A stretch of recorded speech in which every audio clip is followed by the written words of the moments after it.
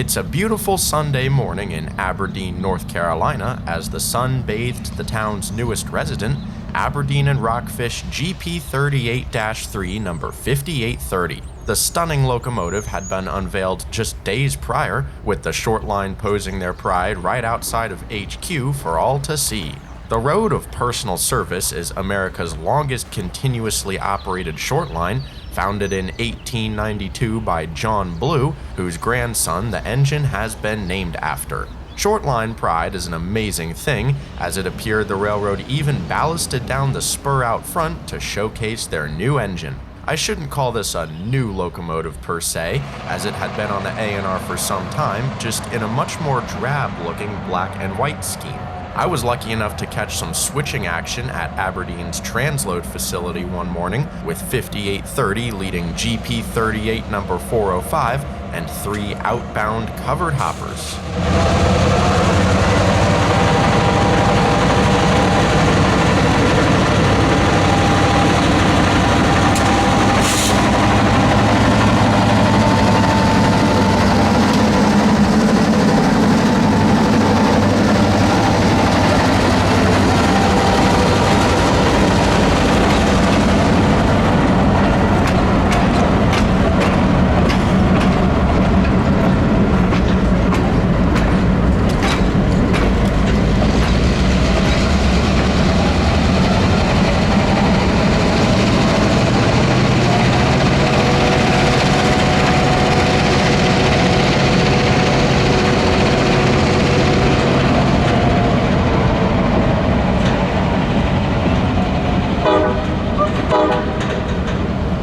It was almost poetic watching 5830 pass by CF7 number 2486 as the converted F unit's fate was sealed by the activation of the X Thoroughbred.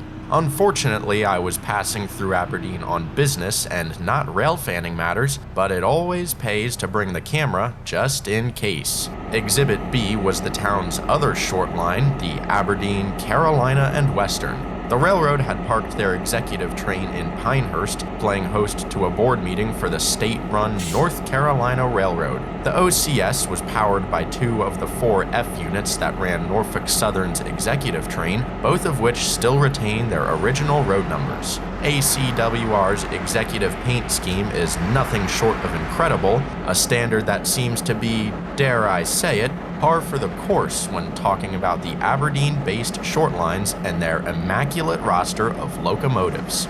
While the Aberdeen and Rockfish is decently hard to see in action, it's no doubt that 5830 will be the star of the show once she resumes revenue service. Speaking of revenue service, here came CSX local L619 out of Raleigh, making their daily trip down to the Hamlet Terminal.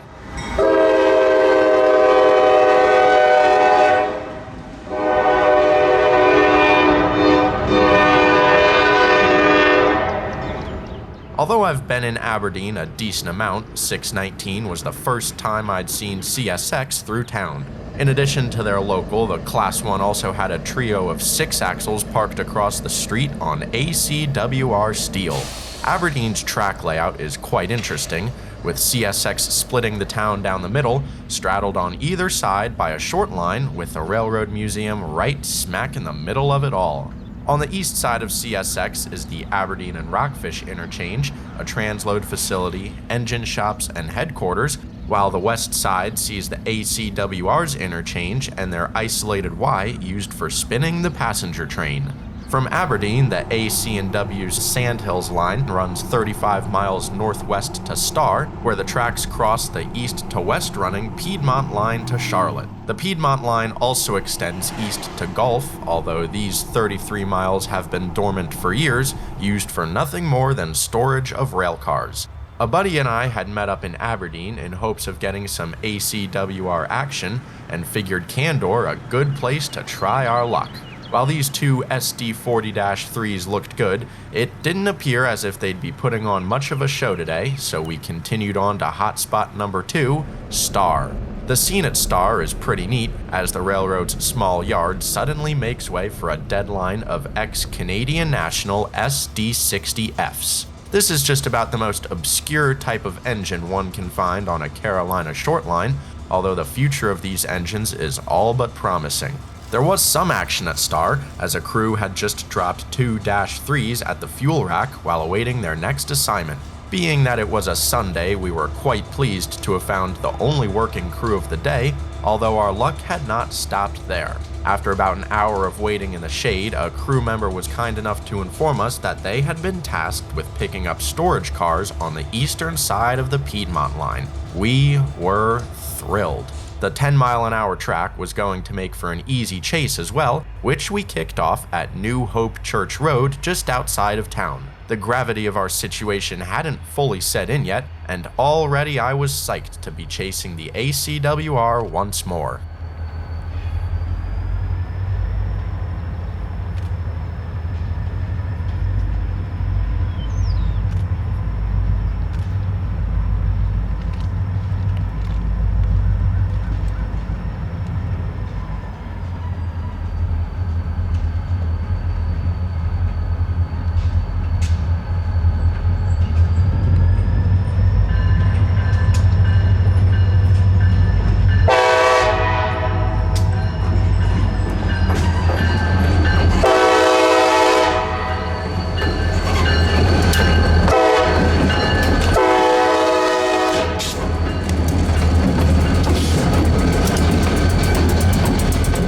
I've had an eye for the ACWR for years, as a good-looking short line through some wonderful landscapes is hard to beat in my book. Last time I gave chase, their train was led by SD40-3 number 6922, sporting the GEC Alstom colors from its formative years as a leaser.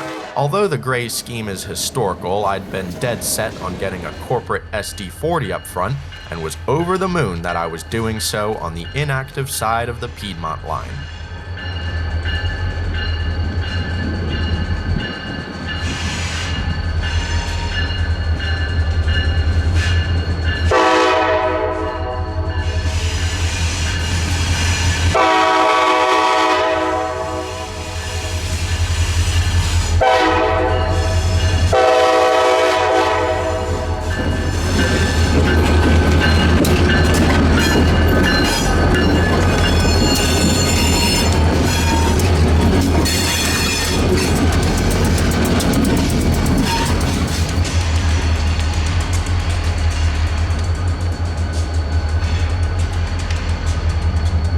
I could have never expected to chase a train on this side of Star, and therefore didn't have any run-by locations in mind. It wasn't the end of the world, however, as the light engines were not hard to beat, and the quiet Carolina foothills provide neat scenery no matter where you look. SD40-3s numbers 6918 and 6907 are two of 9 owned by the ACW, both of which started life as SD40-2s for the Canadian National in 1971 and 69 respectively. They were then sold to GEC Alstom, rebuilt to Dash 3s, and sold back to Wisconsin Central. That of course brought the engines back under the CN umbrella after they acquired the WC, until they were purchased by the Aberdeen, Carolina, and Western. It's a humble life for these old soldiers, kicking storage tanks through the forest. The crew had found their cars 5 miles east of Star, and quickly took to knocking the rust off the empties.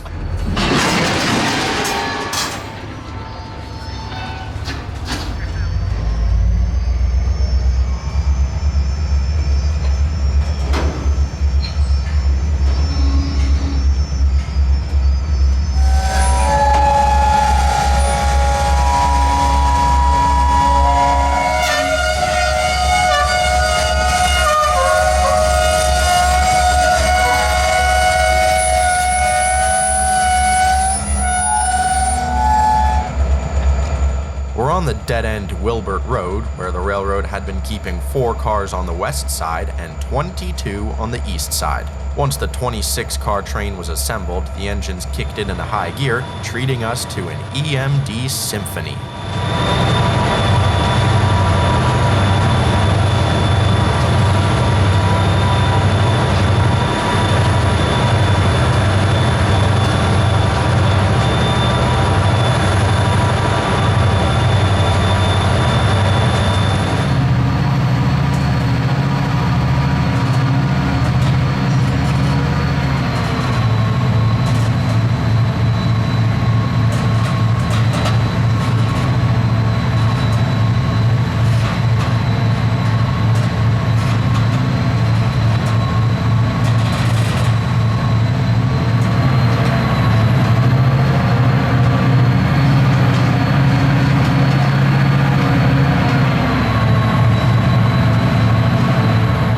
Listening to notched out SD40s in 2023 is a rare treat, let alone on the inactive Piedmont line. Watching the storage train inch its way west while the SD40s found a new gear was an incredible show and lasted about 15 minutes, much to our delight. I believe this odd maneuver was done to quickly pump air through the train while taking the slack out of 25 knuckle couplers, but I'm no train engineer, so I could be completely wrong. It was no matter the reason though, as the train was soon underway for Star, with SD40-3 number 6907 doing the honors.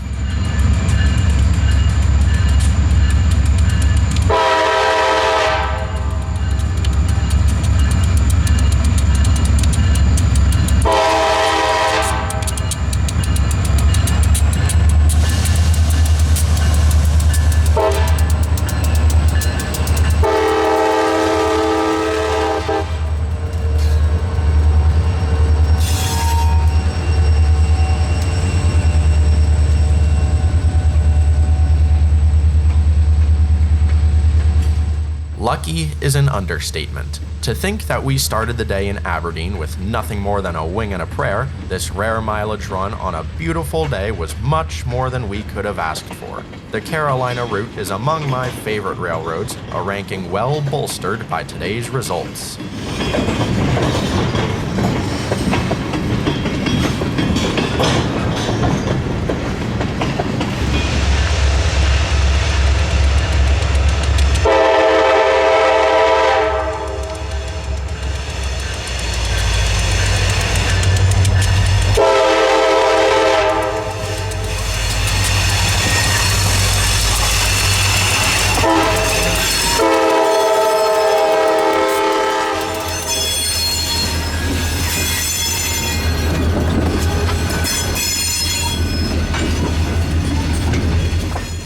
Seeing as there weren't many road crossings, we wound up doubling up on spots from the eastbound chase, but I was more than happy to revisit New Hope Church Road. I'd been looking forward to a drone shot over the picturesque countryside, and could not be happier with how this scene came out.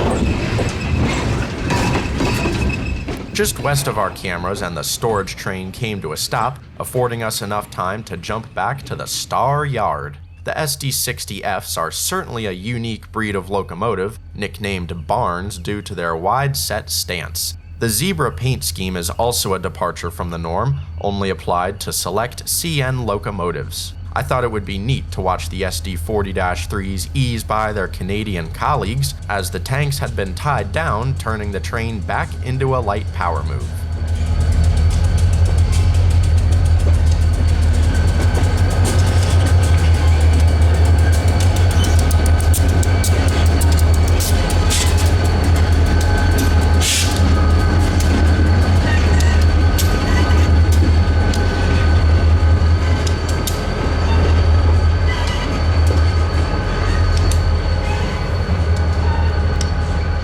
From here, the crew would drop locomotive number 6918 and continue with 6907 towards Candor. It seemed to me like a lot of work to bring those empties 5 miles into Star just to cut away from them and go somewhere else, but I was not at all about to complain. After a quick northwards swing onto the Sandhills line, the 6907 now had a straight shot for Candor, and of course, we gave chase.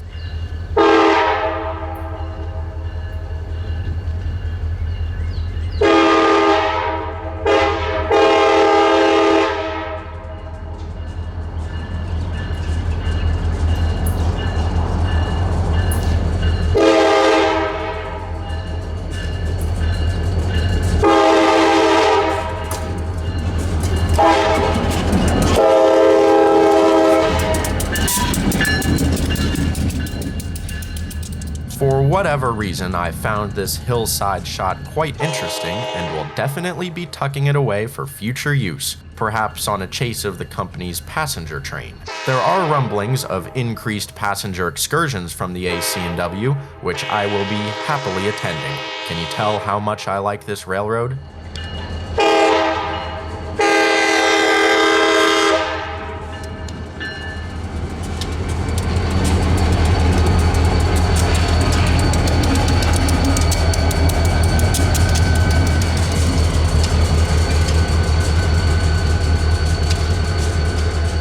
While most rail lines have one or two long, gentle grades, the Sandhills line is ripe with steep climbs over short distances. Even watching the single 6907, the grueling track profile is obvious. Imagine watching a stack train crest this hill.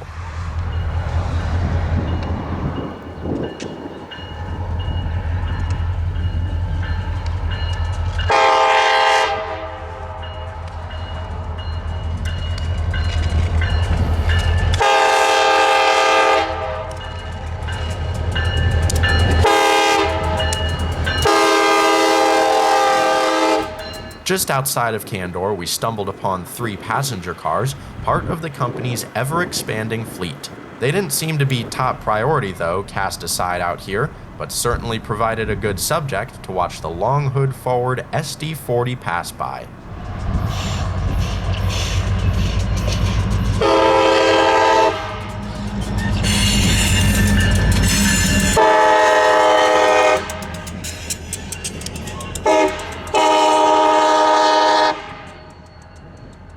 Now squarely in Candor, we decided one more run-by would seal the deal, bringing an amazing day trackside to a close. Between the train crew's kindness, the thrill of chasing ACWR, and our amazing luck, it had certainly been one for the books. Thanks for railfanning with me today. I hope you enjoyed this amazing rare mileage chase of the Aberdeen, Carolina, and Western as much as I did.